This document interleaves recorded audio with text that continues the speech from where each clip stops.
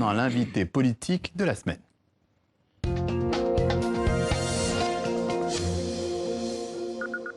Et cet invité est né à Gao, au Mali. Il vient de fêter ses 64 ans et il est Premier ministre de son pays depuis le 31 décembre 2017. Bonsoir Soumelou Boubèye Maïga. Bonsoir. Dans un petit mois, quasiment jour pour jour, le 29 juillet, il y a une présidentielle au Mali, élection majeure, évidemment. D'abord d'un point de vue logistique, où en est-on concernant les très attendues cartes électorales biométriques? Ah non, mais les cartes, elles sont arrivées comme prévu le début juin. Et nous avons commencé leur distribution, là aussi comme prévu, le 20 juin. Et nous avons donc un peu plus d'un mois pour assurer la distribution jusqu'à l'avant-veille des élections. Et puis au cours des opérations électorales du 29 juillet, les cartes qui n'auront pas été prises par les propriétaires seront placées dans les bureaux de vote. Afin que Donc vous ne tiendrez peut-être pas tous les délais pour tout le monde? Ah si, nous avons tenu. C'est pour dire que nous avons tenu jusque-là tous nos délais.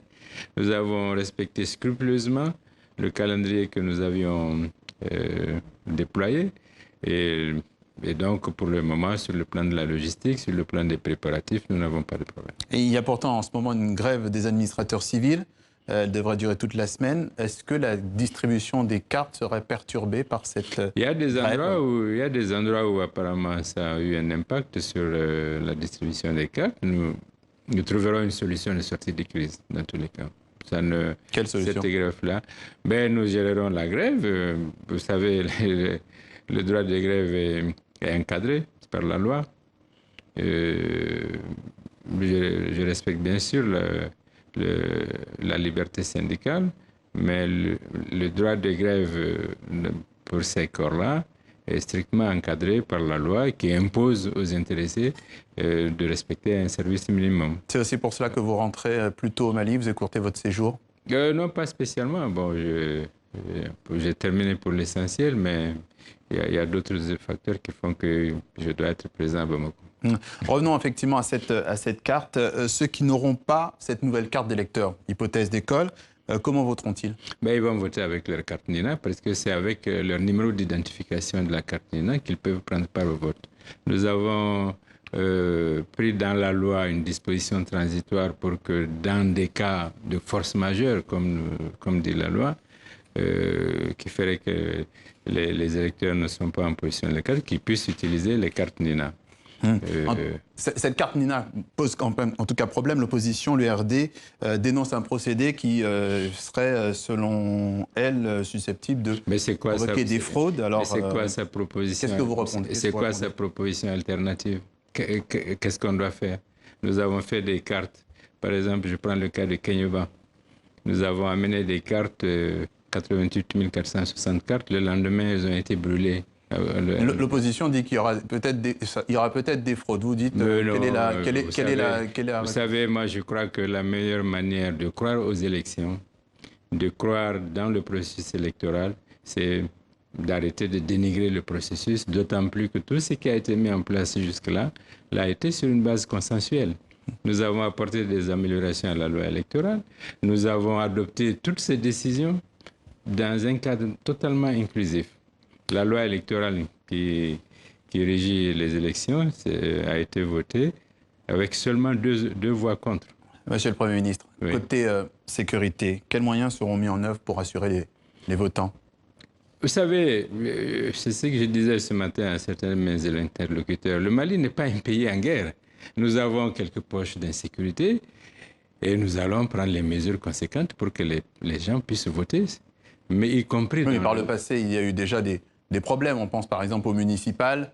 Il y a moins d'un an et demi, il y a eu des urnes brûlées, il y a eu des votants intimidés selon un rapport de l'ONU. Donc, non, nous ne sommes plus dans ces cas de figure. Pourquoi? Parce que nous avons fait des avancées significatives dans la mise en œuvre de l'accord.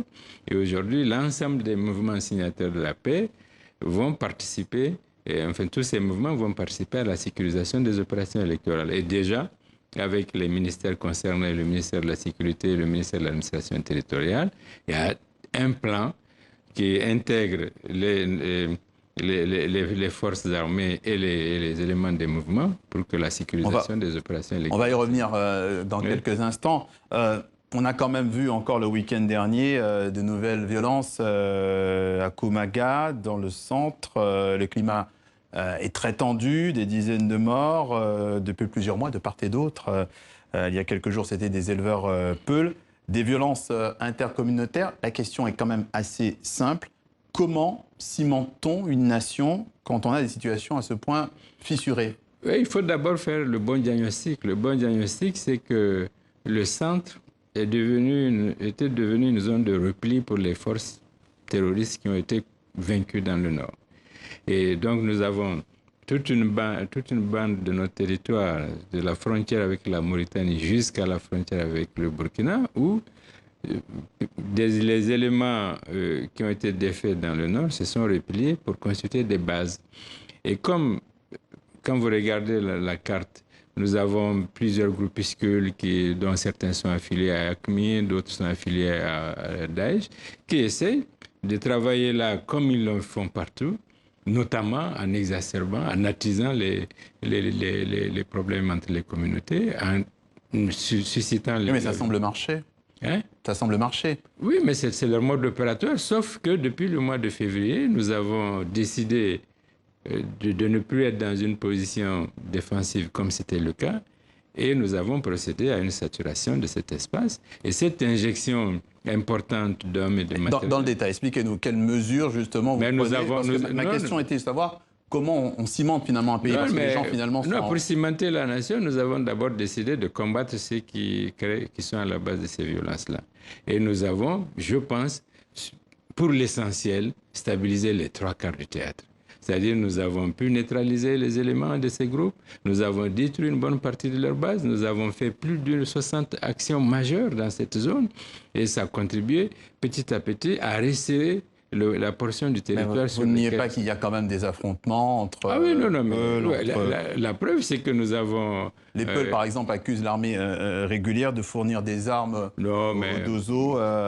Vous savez... Qu'est-ce que vous répondez à ça? Non, ce que je réponds à cela, c'est que il est totalement injuste et inadmissible de faire croire que l'État malien, à travers l'armée, combattrait telle ou telle communauté. L'armée n'est pas de force supplétive sur le terrain. L'armée combat ces groupes.